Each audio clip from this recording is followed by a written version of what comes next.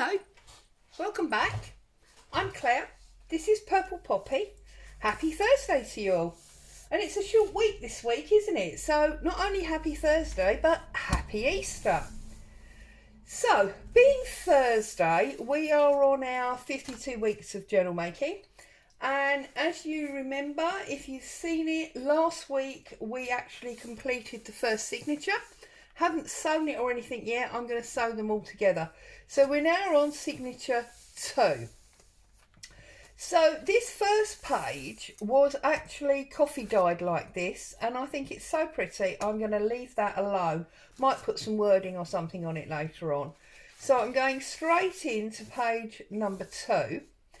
And this week I've been very naughty and I've bought myself this lovely new stencil. This is, let's show you, this is Andy Skinner stencil, okay, and I've also got some sexy new blue ink. I blame Rachel at Roxy Creations for this, because when she was doing her weekly challenge, I think it was 2 weeks ago now, she was using, I don't know if it was this exact ink, but she was using this sort of colour, and I was like, I've got to have it. So, 2 lovely new toys to play with, and I thought that what I would do is use that stencil today. So I have already, because I needed it to dry, you know, as a rule I don't do prep work because I like you to see everything, including mistakes. It proves that we're all human, and I think especially for people that are newer to junk journaling, see the mistakes is often as important as not. And as you can see, I've been playing all over this sheet, look, everywhere, so with this new lovely blue ink. So as I say, I've used this stencil. You can see that sits on there, if I can find the position, there you go. And I used my paste, my modelling paste, and I have just done, you know, that little section. I've not done all of it. And whilst I was playing with that stencil, let me just show you this. So I stenciled through in the normal manner, but I fussy cut it, and it made me think, do you know what? Any stamp could be fussy cut. Put it on there so you can see a little bit better. So there's another use for our stamps. Let's fussy cut them out and then make them dimensional or whatever. And while I had the blue, because you can see these as well, I was just fiddling around with stamps, and I've done some more fabric printing. But they're all for use later on. What I want to do here is, I've got some cheesecloth. This is the cheesecloth that I use. I've shown it to you all before. And the reason I'm getting this one out is because it hasn't yet been coffee dyed. It's pure white. So I'm just gonna, and when it comes folded up like this, this is actually 4 layers, because you unwrap it like this, and that's still 2 layers. You can unwrap it again.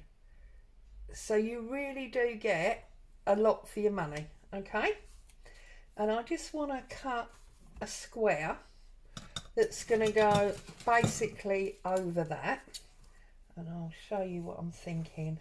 I thought it would be nice to get that all sort of, I suppose it's a form of embossing really, isn't it? Get that all embossed round so that we're applying our cheesecloth like so, and I'm going to press it in with my glue. I can trim it all off later when it's dry, so I'm not worried about that. Okay, now I don't want to use my normal tinted glue for this because I don't want it to be brown, so I'm going to get the standard white PVA that's just in its bottle still and hasn't yet been opened. And I'm going to use my stamping block because, well, it's here and you know what I'm like. I don't know where my glass sheet is. So I'm just going to put some of this PVA on there. Hang on, That side's got blue ink on, we'll end up with it being blue. So there we go. I'm just going to put some on there. I'm going to get a paintbrush and I'm going to go into my into my glue, and I just want to press this in, okay, to make sure that it's sticking to my paste that's underneath. And this is going to do two things. One, it's going to bed down in between all the grooves, okay, but it's going to be loose around the edge.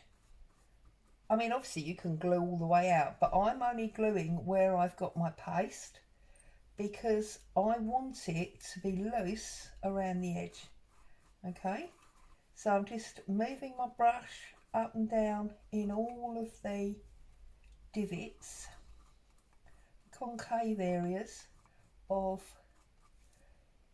the modelling paste, okay.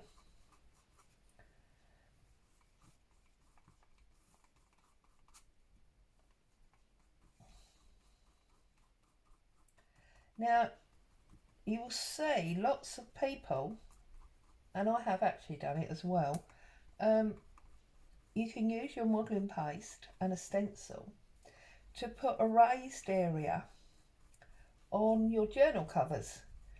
Gives you a 3-dimension. There's a number of how-to videos across YouTube if you want to learn how to do that. I have done it before. I do like it, but it is very time consuming because you do need to make sure that all your layers are dry before you start on the next layer. So although it might not take long, you know, to do this section as it were, you then have to wait for it to be thoroughly dry before you move on and do anything else. Plus, of course, you've already had to wait for the modelling paste to dry, which is why I did that little bit of prep today. Okay, so you can see, I hope, that this is well and truly stuck now, and yet because we've used cheesecloth rather than fabric, we can see the pattern still underneath. And when that's dry, I will run some ink over that, okay? So I'm just going to very roughly for now trim off this edge so it's not in the way, and then when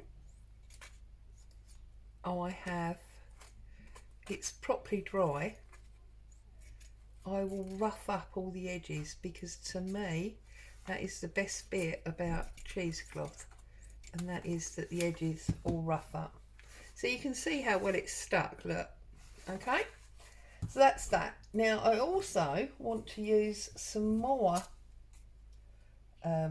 modelling paste, but I want to use it very roughly, as it were. So what I'm going to do, I'm going to open this out, and I am going to take my palette knife, and I'm going to get in here, and I'm going to get a good load on my knife, and I want to just scrape. So I've got high and low areas, okay, and because what I want to do is I want to create texture and dimension, okay, and then just running it very roughly, okay, and I'm going to come up and I'm going to do the same on this side. Sometimes when I'm doing things like this, I wonder if I should have been a plasterer or something. There, okay.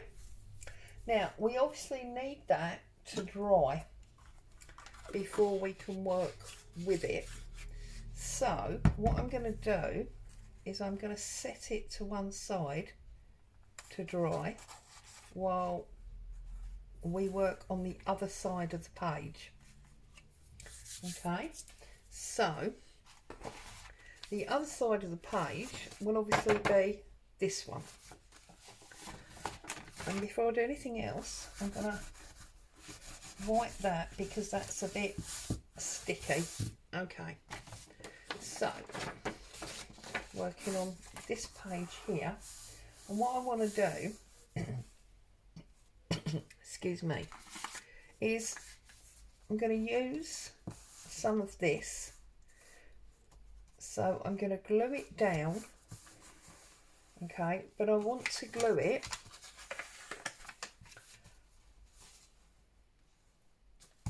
only on two sides because I want that to be a bit of a pocket area. So as I've got a paintbrush and glue here, I'm just going to run my paintbrush and glue across to make an L like so, and then I'm going to offer that there like so, and then obviously we can turn it over, and I'm going to use my tear ruler and I'm going to pull that off. Okay,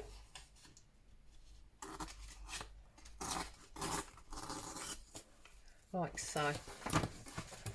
So we've got our pocket. Okay, and of course it's going to tie in because we've got that same pattern. Okay, now what I want to do is I want to look at my lady who's dancing, and I'm going to offer her up there like so, but I want to get some stamping going on, and obviously I don't want it all to be blue, so I'm going to use my black archival to stamp.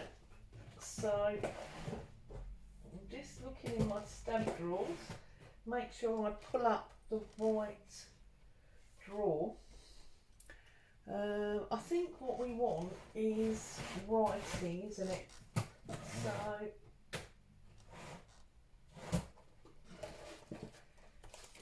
in one of my stamp drawers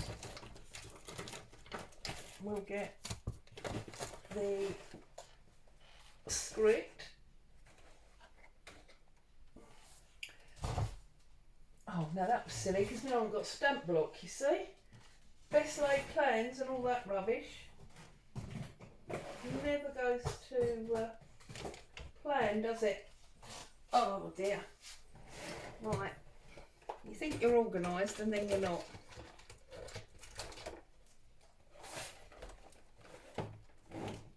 Okay, stamp block. So let's get this on here. Let's lift her off for a minute.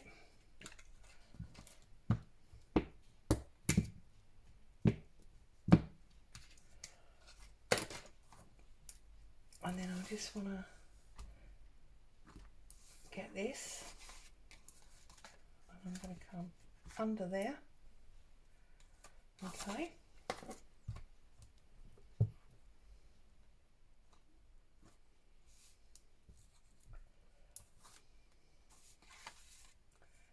And off the edge like that.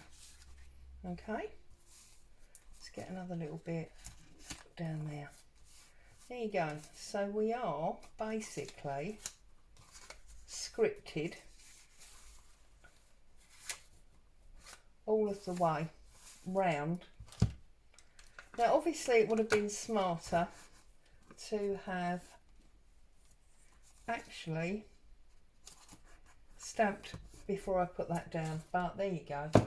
If we did things the easy way, how boring would life be? I want to put her up there. Okay, or do I want him, because he's long ways No, I want her. I like her. Although, if we use him, we can then use our dragonfly. Yeah, I'm going to use him, I think. Right, so, prick stick. Along here, like so. And obviously, because I'm using the archival ink, it is waterproof, so it won't run. There's no problem there. And of course, the new blue one is also archival, so that's waterproof as well. And then I'm going to take my dragonfly, and I'm only going to glue, I've glued all of his tail to the end, but I've only glued the beginning of his wings, and I'm just going to pop him down there. So in the same way we do a butterfly, we've got loose wings, okay. We've got our bird up there. And then where did my little rabbit go? My little rabbit can sit down the corner here, and we're starting to feel a little bit like spring, aren't we? I wasn't going to do the whole pink and lemon for spring. I get a little bit anti-pink and lemon, you know what I'm like. But I do like this cobalt blue. So I fold this back the other way, like so, and we put our page back in there. We can see how that's coming together. Yeah, I'm going to see if no, this is much too wet, so I will come back and we will address that next week, okay.